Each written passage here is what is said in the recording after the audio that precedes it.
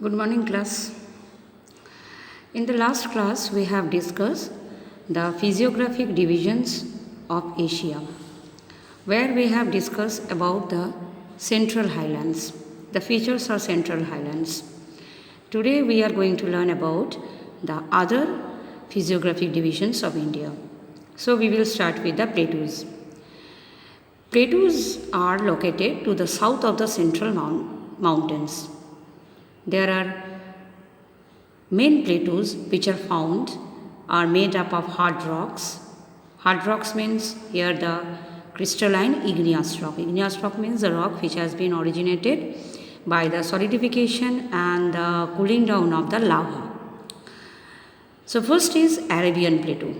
It lies on the western side of the Red Sea and rising steeply from the coast, it gently slopes down to the northwest where it meets in the valley of river Tigris. Tigris-Euphrates, these rivers are located in present-day Iraq. It is dry desert regions and no rivers flow here. So Arabian Plateau regions, it is a dry desert region and no rivers are there.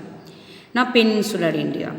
Peninsular India means that South India, which is also known as the Deccan Plateau regions and which lies to the south of the river Narmada and right to the Nilgiri and the Palni hill. So it is the location of the Peninsular India or the Deccan Plateau region which starts from the south of the river Narmada to the Nilgiri hills in south.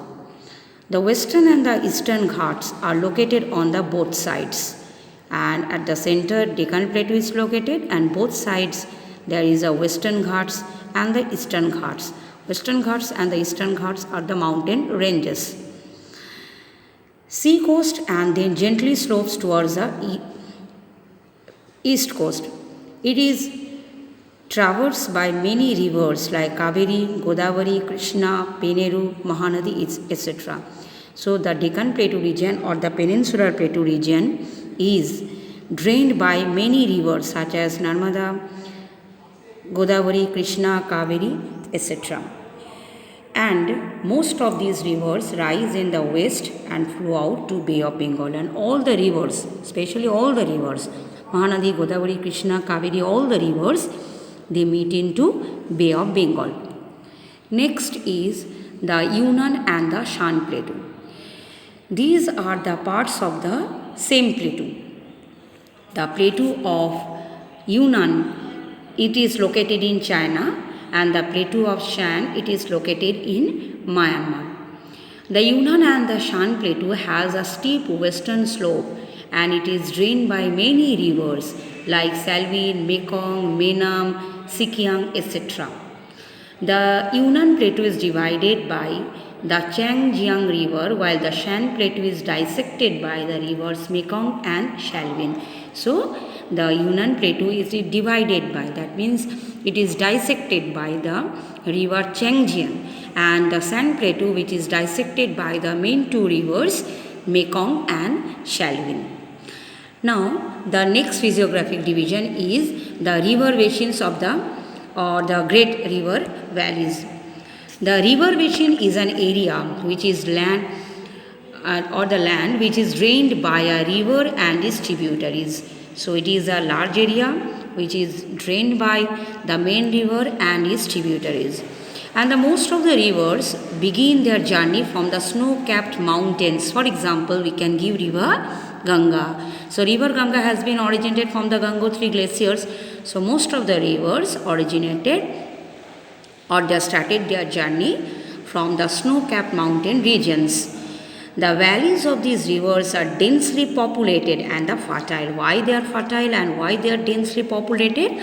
Because the rivers, when they flow, that time they carry with them the sediment, silt, etc. and they deposited all the things, and that's why this only make the areas fertile and the densely populated because all kinds of facilities are present there, like because the land is fertile, so it helped the people to grow different kinds of crops. The land is fertile, that's why it helped the people to set up transport and the communication system, etc. The drainage pattern of Asia is also dominated by the Central Highland Core. With the exception of Southeast Asia, all the great rivers of Asia flow out to the Central Highland region. 8 of the 20 rivers in the world are found in Asia. That means almost all the longest rivers located in Asia. Some of the important rivers are like Great Plain of China, which is formed by the rivers Huanghe, Yangtze and Xiqiang. So 3 main rivers, they have formed the Great Plain of China. Next is Ganga Brahmaputra Basin. Ganga Brahmaputra Basin that forms the northern India and Bangladesh. So Bangladesh and northern India, the main rivers are Ganga and Brahmaputra. The Indus River that spreads across India, mostly Pakistan and Punjab. The tributaries of river Indus are Jhelum, Chenab, Ravi, Bias and Satluj. So the major part of this Indus valley is located in Pakistan. Only small part of this river valley is located in India. Now, the Mesopotamian plain in Iraq, which is formed by the river Tigris and Euphrates, and it is also known as the Mesopotamian lowlands. The fertile plains formed by the valleys of the river Irrawaddy, Mekong, Salween, etc., they are located in Myanmar. And while the Mekong Valley is located in Indochina Peninsula. So these are the important river basins which are formed by the different rivers. Now the last physiographic division, that is the island group. There are many islands in the Asian continent, out of which some of the islands are independent countries also. Like we can give the example of China, we can give the example of Sri Lanka, etc. Like for example, Japan, which is a country made up of group of islands. Actually, Japan is an island country which is made up of with the 3 small islands known as Hokkaido, Honshu and Shikoku. While the Andaman Nicobar Islands that come under the Indian jurisdiction. The islands of Lakshadweep is also part of India. So the 2 main islands group located in India, one is Andaman and Nicobar, which is located in Bay of Bengal, and the Lakshadweep Island, which is located in Arabian Sea.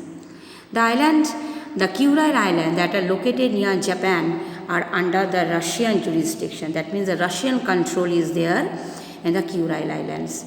A large group of islands is together known as the archipelago.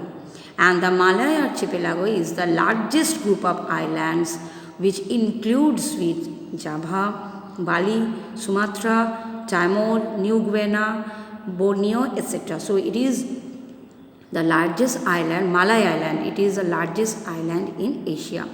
There are several active volcanoes are there in the Southeast Asia. Like we can give the name of Andaman Nicobar Island. Andaman Nicobar Island, which is a part of Indian jurisdiction. So there are also the active volcanoes are also located. More than 500 active volcanoes are there. Volcanoes are there. The two active volcanoes which are located in Andaman Nicobar Island, that is Narcondam and Barren. Due to the plate tectonic movements, these islands have partially submerged under water.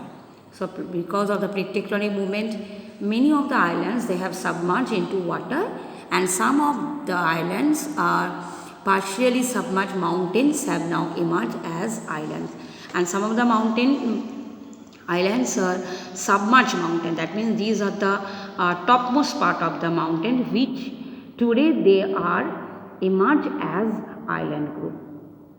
Thank you, students.